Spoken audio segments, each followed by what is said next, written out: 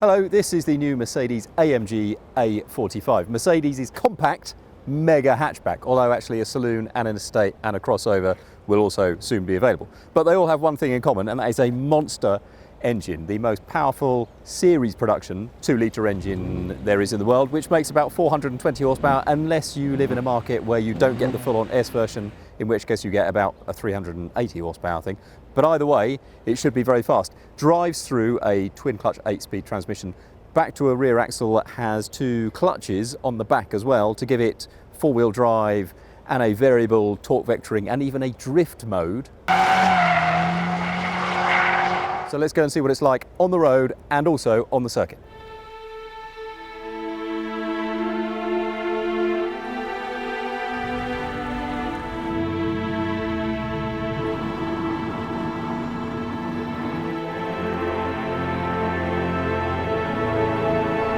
So welcome to the inside of the A45 on the road in this car's more natural habitat. We'll go to the track in a minute, but we'll start off, see what it's like as a road car, which is actually what it is. First things first, this interior is, like all A-classes, really lovely. It feels really nicely put together. Ergonomics are pretty good from a driving position standpoint, less good from a driving control standpoint, partly because there are just so many different modes and so many things to pick from and so many ways to turn things on and off. And I'm a fan of buttons rather than a touch screen, so from that point of view, I'm a happy camper. But there's just a bit much going on. Too many different modes for dampers, gearbox settings, ESC settings, dynamic control, which actually changes the way the 4-wheel drive system works. And I'd just be a little bit happier if they gave it one really good one and said, we've set it up for you, lads, so you don't have to. But I found a kind of middling setting. I've got my gearbox in a slightly sporty drive mode, and the dampers are in their middling mode, and this car is quite relaxed when you want it to be. The engine is quiet, the gearbox is good actually. It's a twin clutch 8-speed unit, and it shifts gears pretty well. If I want to take control myself, that's down there, and I now have it. That's quick, isn't it? There's a time when a Mercedes gearbox would not give you shifts that quickly, and also this engine is amazingly smooth. Not quite as raspy as the original A45, I don't think, but if you want lots of power, and let's face it, this car has a lot of power, and you can start to feel what's going on. So I'm now on a fairly twisty road, and even at moderate speeds you can feel the way this car shuffles its power around to make itself feel more agile. It does it without active rear steer, and some German engineers looked at me weirdly when I said, have you tried active rear steer? And I was like, no, it's a short car, why would we want to do something like that? But you know, it is a thing that Renault has tried with the Megane Trophy, because the Renault, of course, is only front-wheel drive.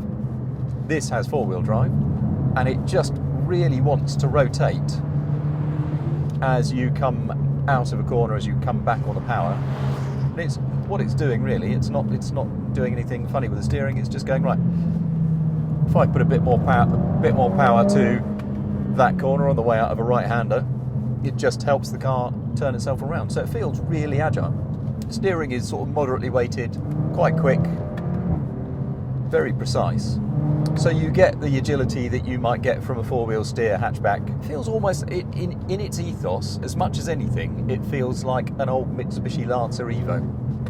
Because it just turns, and then it'll do things sort of as you get on the power, and you go, wow, that's turned quickly.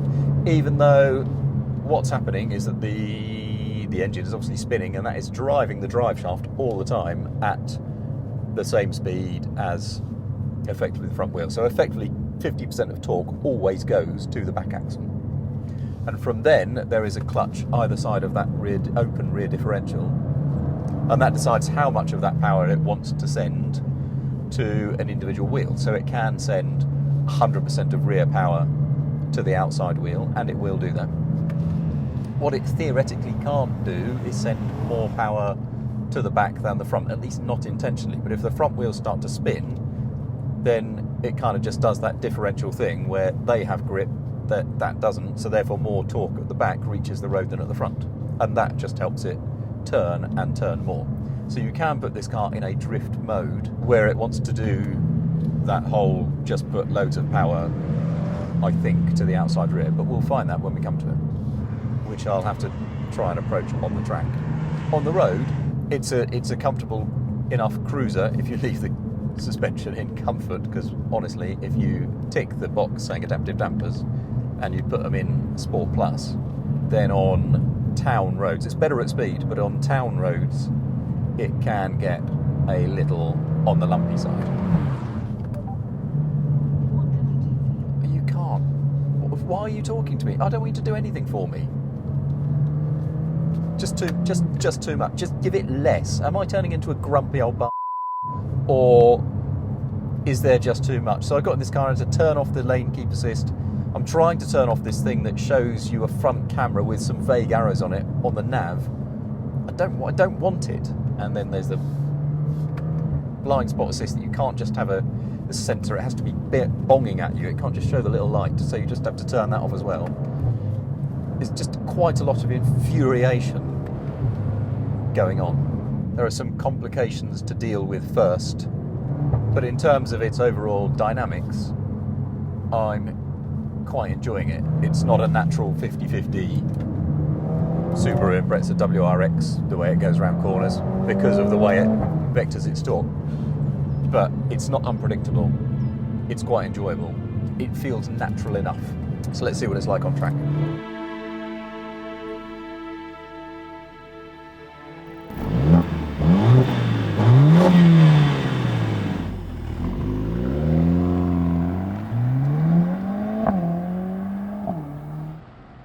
We're at a place called Circuit de Jarama, which is near Madrid, and it's great. It's a real handling circuit. There's loads of gradient and stuff like that, so it's a cool track.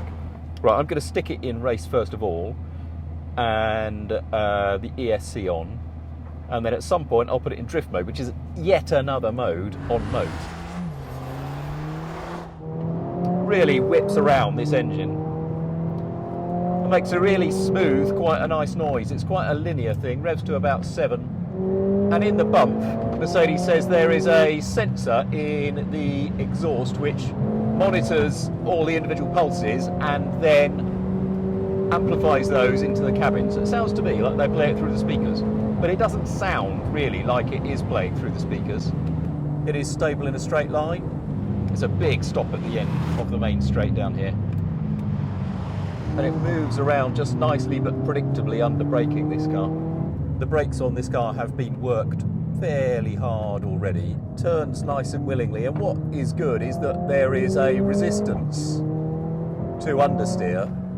And as you get back on the power, because it just shuffles it around at the rear to the side that has most grip, it gives it certainly at this speed, we're not well up to on it pace yet.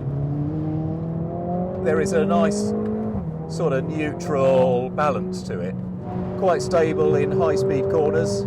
Just took a little bit of curb there and it rides that quite nicely. And then just as you brake hard, there's a little shimmy. And as you turn in and push on, it does not understeer very much, if at all. And then as you come back on the power, it just straightens everything out really nicely. Is it as exciting, say, as an M2 competition? No, I don't think it is, but it is more exciting, I would say, than an Audi RS3. Oh, it's nice actually as you start to push the chassis a little bit harder and get a bit of lateral force on it. Then you can start to feel mid-corner and then corner exit particularly, the way the power starts to get shifted around. All right, I'm in manual. Let's first take everything off. This is where it starts. Sport handling mode, sport off, paddle up. Right, drift mode now active. Excelente. So that means that stability control is all off and the chassis should move around a bit. Now, unlike on an E63, say, that doesn't disconnect the front drive shafts because it's a transverse engine, predominantly front drive. What it does instead is it just puts as much as it thinks is sensible, or possibly more than it thinks is sensible really, to the outside rear tyre on whatever bend you happen to be on. much. And when you get the chassis working, it really moves around in a really nice, playful but not terrifying fashion, which is something I like a great deal. I do like it, you know, it's good fun. It does have a mobile chassis. The gear shift is still perhaps not as slick as the finest double clutch shifts are. Sometimes when you pull a downshift and you think you've got a few hundred revs to go into and it won't quite have it, and that's a way that Mercedes boxes have felt for a little while, which is a strange thing that I don't think you get in other cars. Maybe it just doesn't rev as high, but it is good fun. So the big competitor, I suppose, is the Audi RS3, and I think this has got the measure of that, just because, I mean, the engine may not sound as characterful because it's only 4 and not 5 cylinders, but it certainly has nothing to fear in terms of the way it generates its poke and the way it spins and how smooth it is. And what it couples that with is a chassis that is much more communicative.